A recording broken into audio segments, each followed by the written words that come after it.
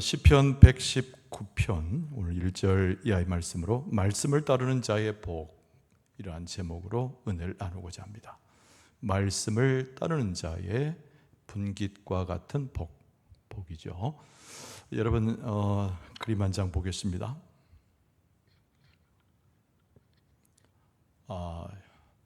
쉽게 밑에 책은 교과서가 아니고 성경이죠. 성경. 웬 아이가 거기에 올라탔습니다. 양탄자를 타듯이. 그리고 멀리 손짓을 이렇게 눈을 가리면서 보고 있어요. 저 그림에는요 제목이 있어요. 제목이 말씀으로 키워다오. 이게 기도 제목입니다. 말씀으로 키워다오. 이 기도 제목이에요. 저 그림 제목이. 그래서 어린아이에게 하나님의 말씀을 가르치고 또 성인된 자로 주의 말씀을 또 익히면서 함께 공동체를 이루어가자, 뭐 그런 의미로 그린 그림입니다. 굉장히 정겹고 아이가 말씀을 먹고 자라는 듯한 모습이 상상되어서 우리에게 유익을 주는, 또 기쁨을 주는 그런 그림이죠. 시편 119편은요, 여러분 그림 내려주시고, 시편 119편은 우리가 잘 아는 대로 시편 150여 편 중에 제일 긴 시편입니다. 시편의 말씀을 하나의 장으로 여기게 되면은 신구약 성경 통틀어서 제일 긴 장이 또 시편 119편입니다. 근데 이건 시기 때문에 여러 개의 연어로 이어져 있어요. 근데 독특하게도 히브리어 알파벳 순으로 정리되어 있는 독특한 시입니다. 전승에 의하면은요, 다윗이 시편 119편을 경험하고 어린 솔로몬에게 이 히브리어의 알파벳과 하나님의 말씀을 가르치는데 처음에 교육용으로 시편 119편을 사용했다고 하는 전승이 있습니다. 그래서 오늘 본문의 말씀은 특별히 다른 모든 성경의 말씀이 그러하지만은 굉장히 영감이 있고 오류가 없는 하나님의 말씀을 담은 성경의 정수와 같은 그런 시편입니다. 오늘날 그래서 이 시편 119편은 굉장히 유익하죠. 우리의 영적인 삶을 살아갈 때 하나님의 말씀을 빼놓을 수가 없습니다. 시편 119편은 교육용으로도 적합하고요, 하나님의 말씀이 무엇인가를 우리에게 일러주면서 그 말씀을 묵상하는 하나님의 백성의 태도에 대해서 붙여줘서 이 말씀은 우리의 영혼의 모든 필요를 충족시키는 시편이다, 이렇게 많은 사람들이 인정하고 또 이 시를 애독하게 되었습니다. 누가 썼는지 모릅니다. 어떤 상황과 배경이 있는지 시편 119편의 상황을 이해하는 자도 없습니다. 배경과 상황도 모르고 저자도 모르지만은 매우 중요한 것은 이 시편 119편은 다윗도 놀라워서 교육용으로 썼듯이 굉장히 영적으로 유익한 책인 것은 분명합니다. 오늘 새로운 도전의 시대를 살아가고 우리의 삶에 곤고함과 어려움이 있을수록 이 시편 119편은 용기를 줘요. 그리고 우리의 마음에, 우리의 심령에, 우리의 삶의 터전이 무엇인가를 우리에게 가르쳐 줍니다. 인생의 모든 삶에 있어서 진정한 양식이 되는 것이죠. 또 삶을 행할 때 내가 기준이 아니라 하나님의 말씀이 기준이라고 하는 것도 함께 아울러 일러주는 책이 시편 119편입니다. 근데 오늘 본문의 말씀은 무엇으로 시작하죠? 복이란 말로 시작돼요. 그래서 말씀을 따르는 자의 복, 제목도 그러했습니다. 오늘 말씀을 통해서 우리가 여러 가지 하나님 주신 의미를 계속 일깨우고 이 말씀 속에 우리가 공감하고 말씀 속에 젖어들어서 교훈하고 있는 말씀을 새길 필요가 있습니다. 여러분, 첫 번째로 생각할 수 있는 것은 말씀과 함께하는 삶, 이런 표현이 나올 수 있는데요, 그 가운데는 하나님이 주시는 무한한 기쁨이 있습니다. 따라서 해볼까요? 자, 말씀과 함께하는 삶은 하나님이 주시는 기쁨이 충만합니다. 이걸 잘 기억하세요. 그러니까 말씀이 하나님의 말씀이죠. 근데 이 말씀과 더불어 함께 살아가는 삶에는 하나님 주신 선물이 있는데 세상에서 맛보지 못하는 하나님의 기쁨이 있다는 거예요. 그것도 아주 충만하게. 오늘 본문의 말씀 1절과 2절을 한번 읽어드릴게요. 여러분, 여기 행위가 온전하여 여호와의 율법을 따라 행하는 자들은 복이 있음이요, 여호와의 증거들을 지키고 전심으로 여호와를 구하는 자는 복이 있도다. 굉장히 많이 익숙한 그런 구절이잖아요. 그렇습니다. 시편 1편에 복 있는 자를 비유한 하나님의 백성들이 받을 하나님의 복에 대한 교훈이 거기 있었어요. 우리가 그것을 잘 기억하고 있습니다. 그래서 시편 119편을 설명을 할 때에 시편 1편에 나오는 복 있는 자에 대한 응답의 시편으로 119편이 쓰여졌다, 이렇게도 이야기합니다.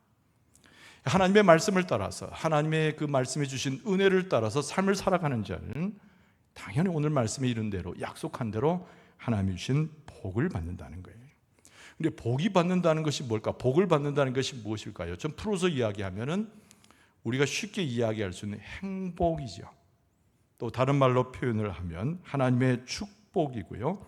그리고 완전해서 완전한 평안, 또 그리고 완전한 만족을 이야기합니다. 그러니까 하나님의 말씀을 가까이 하고 하나님의 말씀과 동행하는 사람은 하나님부터 복을 받는데, 우리가 쉽게 이해하고 우리가 흔히 말하는 그런 복들을 전부 포함하고 있다는 것을 알 수가 있습니다.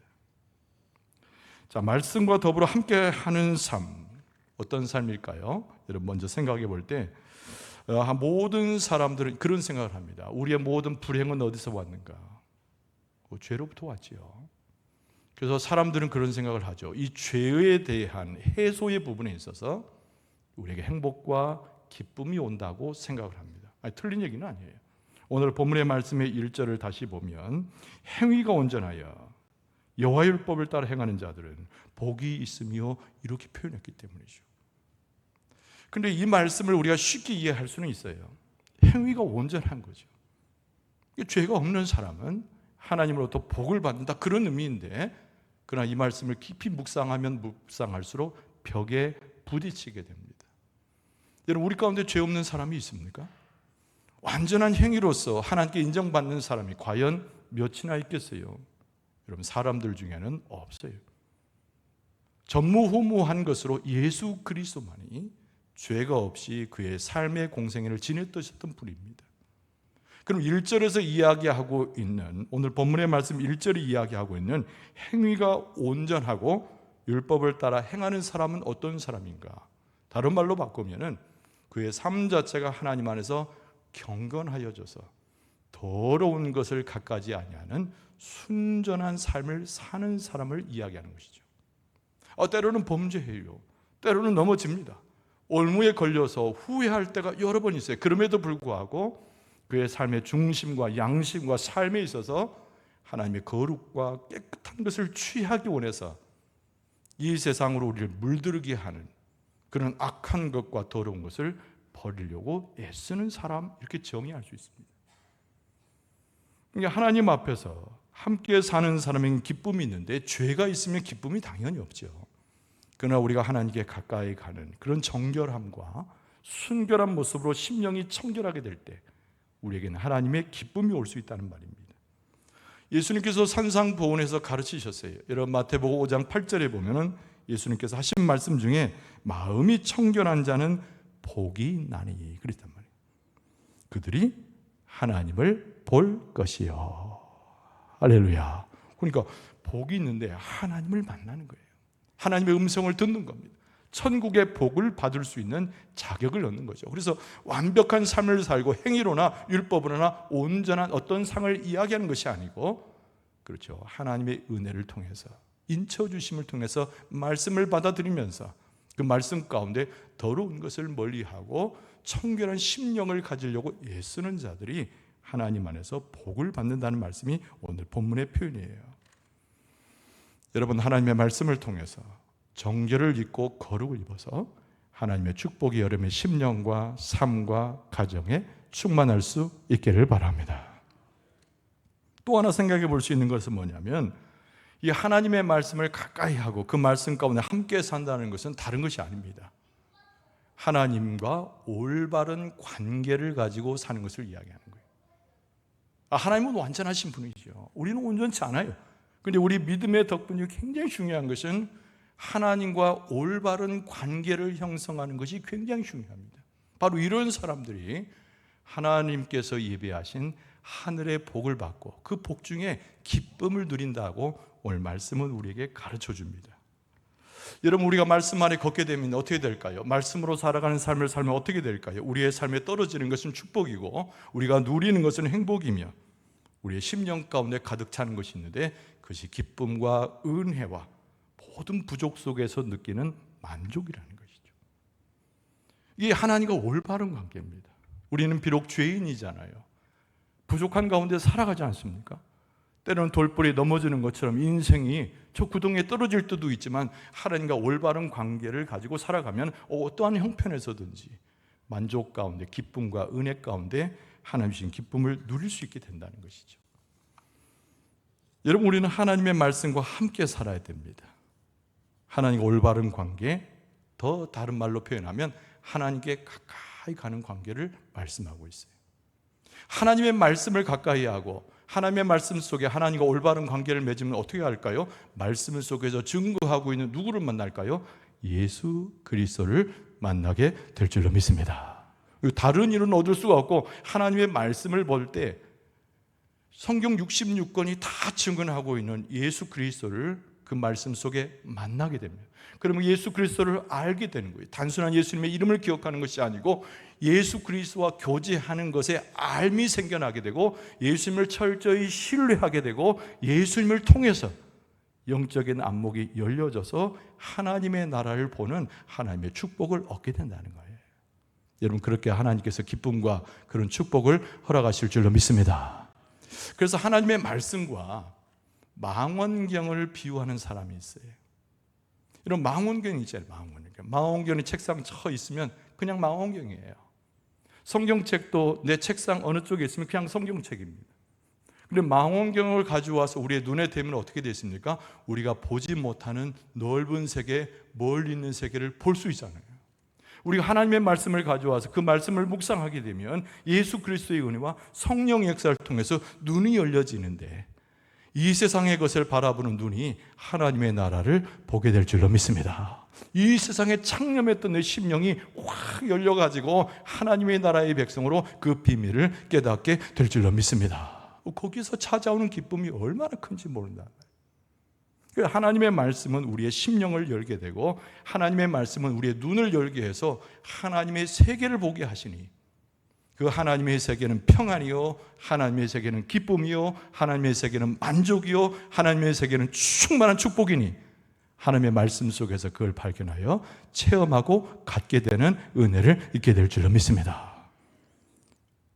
그래서 예수님께서 말씀하셨어요. 마태복음 6장 33절에 오직 너희는 먼저 그의 나라와 그의 의를 구하라. 그리하면 이 모든 것을 너희에게 더하시리라. 할렐루야. 그러니까 우리가 하나님의 나라를 대망할 수 있는 거예요. 하나님의 의를 취하게 되면 모든 삶에 있어서 만족과 기쁨을 누린다는 것이 예수님이 증언하신 말씀입니다.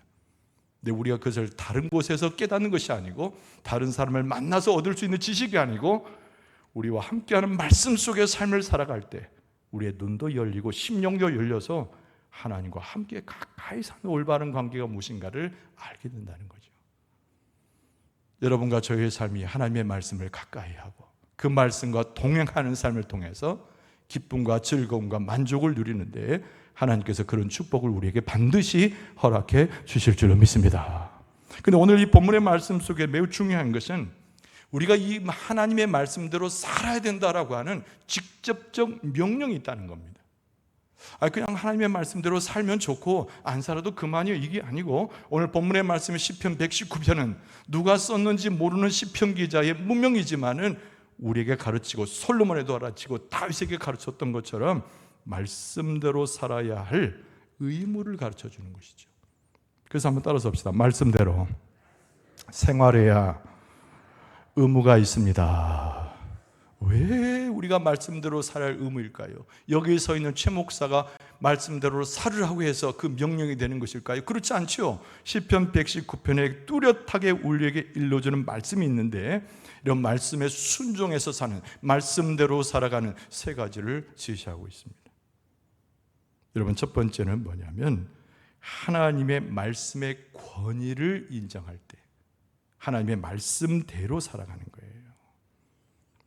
이것도 따라서 해야 됩니다. 따라서 하나님의 말씀의 권위를 인정해야 합니다. 오늘 4절 말씀해 보니까 주께서 명령하사 주의 법도를 잘 지키게 하셨나이다. 최 목사 때문이 아니고 옆에 있는 내가 의지하는 그 누구도 아니고 하나님이 그렇게 말씀하셨기 때문에 우리는 그것을 의무적으로 이행할 우리 행동의 중요한 기준이 있는 거죠. 그래서 하나님의 말씀의 권위를 인정해야 됩니다. 우리가 그 하나님의 말씀대로 축복을 받고 하나님의 말씀과 동행하면서 앞서서 이야기한 대로 기쁨을 얻고 만족을 얻으려면 하나님의 말씀대로 살아갈 의무를 이행해야 되는데 그 근거가 4절 말씀이 이른 대로 주께서 명령하신 거예요. 주의 법도를 잘 지키게 하도록 말씀하신 이유 때문입니다. 여러분, 하나님께서 법도를 정하셨다. 이거 시편 119편의 저자가 우리에게 일러주는 말씀입니다. 다른 이가 법도를 정하신 것이 아니고 옛날에 그 엄청난 위대한 왕 중에 그 누가 법도를 정한 것이 아니고 온 세계를 지으시고 나를 창조하시고 내게 기쁨을 줄 만한 근원이 되시는 하나님께서 우리에게 법도를 정하셨다는 말씀입니다. 왕이 신하를 불러다가 어명을 내리죠. 그 신하는 그 임금의 어명을 어겼다가는 죽음에 들어가지 않습니까? 의무가 있는 거예요. 주인이 종을 불러가지고 할 일을 가르쳐 줍니다. 종의 신분은 자기 마음대로 하는 신분이 아니고 주인의 말을 듣게 되어 있는 신분입니다. 하나님과 우리 사이도 마찬가지입니다. 하나님께서 나를 소유 삼으시고 내 삶을 복된 길로 인도하시는데 우리는 당연히 하나님께서 제정하신 그 법도를 듣고 행해야 할 의무가 있는 거예요. 그런데 여러분, 중요한 것은요, 무엇일까요? 왜 하나님께서 이 명령을 하시는가? 이 명령 되게 싫어합니다. 우리들은 누가 내게 가르쳐주고 이러라 그러면 싫잖아요. 거꾸로 가요. 청개구리처럼. 이유를 알아야 돼요. 왜 하나님께서 우리에게 법도를 명하셔가지고 그토록 그 법도를 제정하신 대로 따르라고 명령하시느냐? 여러분, 다른 이유가 있는 것이 아니라 하나님의 말씀을 지키고 그 법도를 이행하게 되면 내 심령과 내 생각과 내 사상과 내 삶 전체가 변화되기 때문인 줄로 믿습니다. 다른 것으로는 변화될 수 없어요. 다른 것으로는 회복될 수가 없어요. 다른 것을 통해서는 우리의 삶이 온전해질 수가 없기 때문에 하나님께서는 법도를 제정하시고 그 법도를 이행하는 가운데 내 심령과 생각과 내 삶과 모든 것들이 변화됨을 말씀하고 계시는 거죠. 여러분, 가끔 제가 이야기하는 D.L. 무디라고 하는 미국의 대단한 부흥을 운동을 했던 설교자가 있죠. 이 사람이 한 얘기가 있습니다. 하나님께서는 우리의 지식을 증가시키기 위해서 성경을 우리에게 주신 것이 아니다. 우리의 삶을 변화시키기 위해서 하나님의 말씀인 성경을 우리에게 주셨습니다. 무디가 그렇게 설교해요. 무디가 말합니다. 우리가 성경 지식 쌓는다는 것 자체가 중요한 것이 아니라는 거죠. 전체를 암송하는 것도 최고가 아니라는 겁니다. 그 말씀이 우리를 변화시키고 그 말씀이 우리를 회복시키시고 그 말씀이 축복이 되어 우리에게 들어오는 것을 하나님이 원하시기 때문에 우리로 하여금 하나님의 말씀을 가질 수 있도록 성경을 대할 수 있도록 하나님께서 허락해 주셨다는 거죠. 이게 무디의 설명입니다. 여러분, 우리는 하나님께서 주신 명령을 뭐라고 말합니까? 세상의 명령과 전혀 다르기 때문에 거룩한 명령 또는 신성한 명령, 이렇게도 말할 수 있습니다. 그 하나님께서 우리에게 명령을 주셨을 때 세상 것과 구별될 만큼 가치가 있고 진리되는 말씀을 주실 때 하나님의 마음이 어떤 마음인가를 헤아려 봐야 됩니다. 하나님께서 우리에게 당신의 말씀을 주시고 법도를 제정해서 주시고 나 몰라라 그러고 뒤돌아서신 분이 아니에요. 우리를 향하여 기대를 가지신 분이 하나님이십니다. 아무에게나 준 것이 아니라 하나님의 자녀에게 주고 축복을 받을 만한 자에게 주고 예비하는 자에게 주고 하나님의 은혜를 경험할 만한 사람에게 하나님이 말씀을 주시는데 하나님께서 지극히 눈을 감으신다면 마음의 기대를 하나 가지신다는 거예요. 우리가 그 말씀을 잘 지키는가? 그 말씀대로 행하는가? 하나님이 정하신 장소에서 그 말씀을 듣는가? 하나님의 말씀을 가지고 우리의 삶을 살아가고 있는가? 그 말씀 속에 깨닫게 되고 변화되고 하나님께서 약속하신 축복을 받고 있는가? 하나님께서는 기대하고 바라보시고 우리와 동행해 주시는 줄로 믿습니다. 그래서 그 하나님은 말씀을 통해서 축복을 약속하시고 실제로 그 말씀 속에 우리가 축복을 받기를 기대하시는 거예요.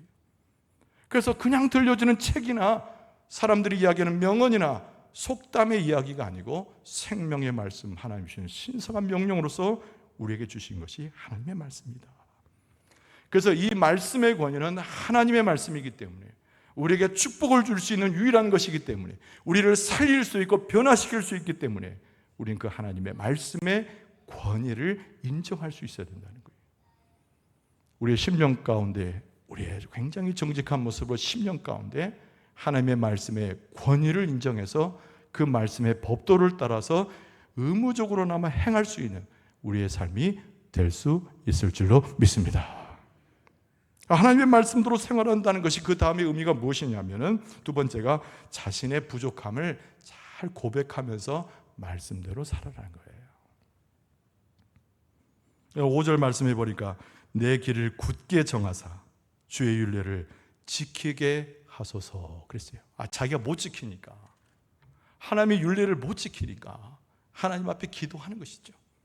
주의 율례를 내가 잘 지키게끔 나를 지키고 인도해 달라는 거예요. 그리고 내 마음에, 내 길에 굳은 심령을 주셔서 그 말씀을 새기게 해달라는, 그게 5절 말씀이에요.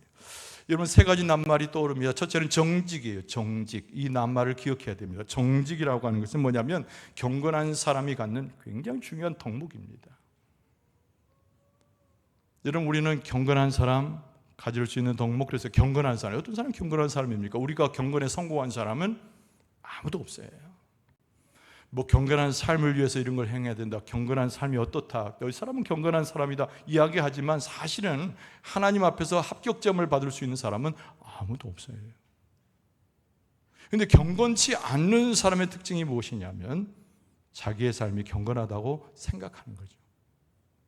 그러면 진짜 경건한 사람은 어떤 사람인가? 하나님 앞에 윤리와 법도를 행하지 못해서 내가 얼마나 무익하고 어리석고 연약한 사람인가를 하나님 앞에 고백하는 사람이 정직한 경건한 사람인 거예요. 그래서 우리는 하나님과 하나님의 말씀과 더불어 살아가는 삶 속에서 절대 잊지 말아야 될 것은 아주 하나님 앞에, 말씀 앞에, 하나님 앞에 정직해야 됩니다. 죄인 중에 괴수다, 나는 아무것도 아닌 곤고한 사람이다, 바울이 말한 대로 내 심령과 내 삶을 꿰뚫어 보면서 내가 얼마나 무익하고 그 말씀을 지키지 못한 한계가 있는 사람인가를 고백하는 데서 우리의 경건의 훈련이 되어지고 우리가 하나님과 말씀과 그 연결되어지는 우리의 삶을 살아가게 되는 거예요. 두 번째 낱말이 절제란 낱말이에요. 절제. 여러분, 이 절제란 낱말이 얼마나 중요한가? 여러분, 하루에도 얼마나 많은 말을 합니까? 우리가 순간순간 얼마나 많은 생각들을 하냐고요. 그런데 하나님 편에서 볼 때는 하나님의 말씀에 적합한 말을 하고 하나님의 뜻과 잘 부합되는 심령의 상태에 생각을 해야 되는데 우리의 삶은 전 반대로 가지 않습니까? 내 혀를 절제해야 되는 거예요. 하나님의 말씀이 내 혀를 절제하도록 맡겨드려야 되는 거예요. 내가 불경건하고 하나님을 내가 하나님 앞에 무지해서 어리석은 길로 행하는 내 심령의 상태가 절제되어야 된다는 거죠. 그래서 5절에 시작되는 말이 내 길을 굳게 정한다, 이 표현은 내가 절제되어져서 하나님의 말씀의 길로만 가는 것을 이야기합니다. 여러분께서 하나님께서 영적인 은혜를 주셔가지고 절제할 수 있도록 하고 겸손하도록 해서 하나님의 축복에 이를 수 있도록 역사해 주실 줄로 믿습니다. 그리고 또 하나의 낱말이 간구죠. 간구. 하나님의 말씀이 내 앞에 있어요. 하나님의 말씀대로 행해야 됩니다. 근데 우리 힘으로 불가능하기 때문에 우리는 꾸준히 하나님 앞에 나가서 그리스도의 이름으로 간구해야 돼요. 근데 뭘 간구할 것인가? 말씀에 순종하기를 원해서 순종하는 삶을 살아가게 해달라고 간구해야 되는 거예요. 우리의 힘만으로 우리가 스스로 죄와 더러운 곳에서 벗어날 수가 없기 때문에 우리는 끊임없이 간구하는 모습 속에 다른 것이 아닌 하나님의 그 귀한 말씀, 거룩한 말씀에 내가 잘 순종하게 해달라고 기도하는 거예요. 하나님께서 말씀과 우리가 더불어 축복을 주실 때, 말씀과 더불어 언약을 주실 때 간구하는 음성을 외면치 아니하시고 순종할 수 있도록 용기도 주시고 걸음걸이를 걸어갈 수 있도록 이끌어 주시고 약속하신 대로 그 위에 하나님의 축복을 더하여 주실 줄로 믿습니다. 말씀대로 생활한다는 게 뭘까? 그 의무를 행한다는 게 뭘까? 세 번째 이야기는 뭐냐면 범죄하지 말라는 겁니다.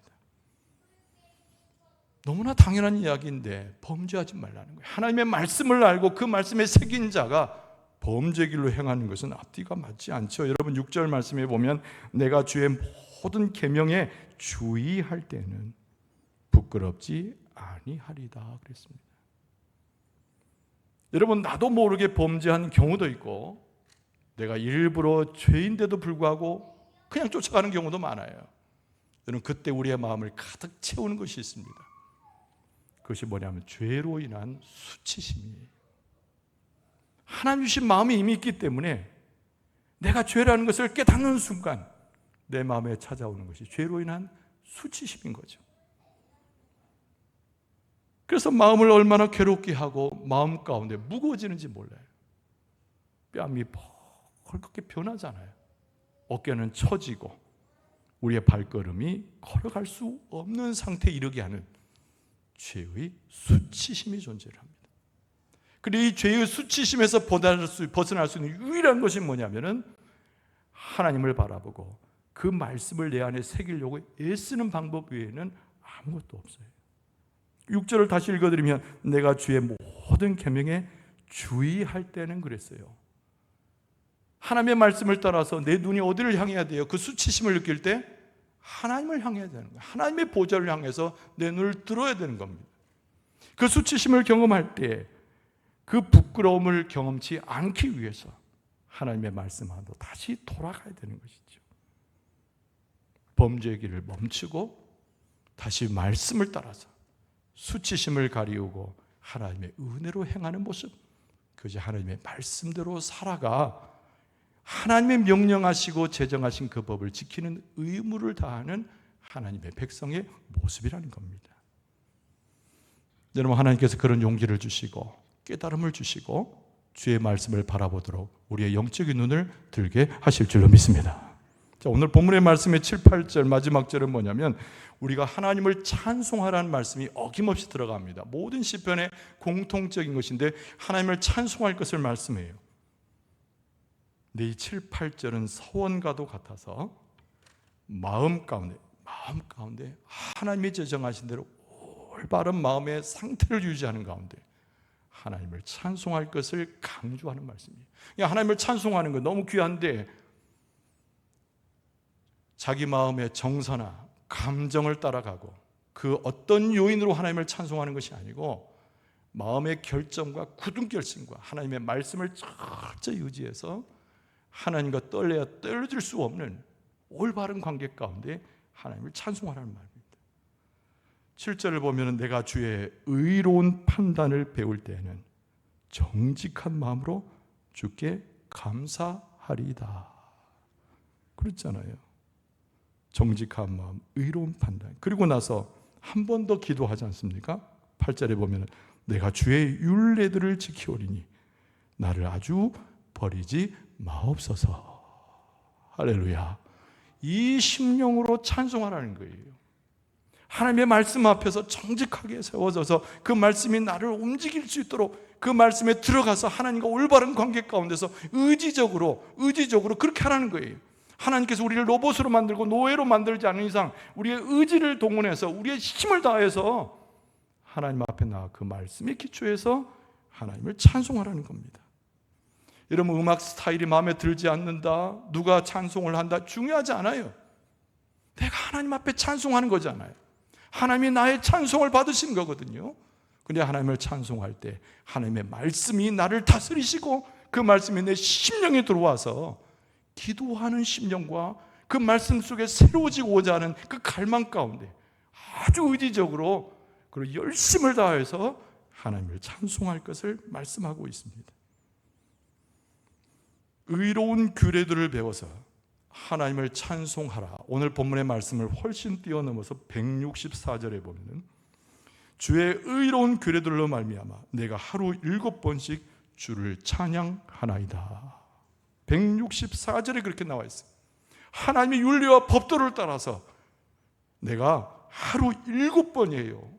평생인 거죠. 자기 삶을 채워서 하나님을 찬송한다고 되어 있습니다.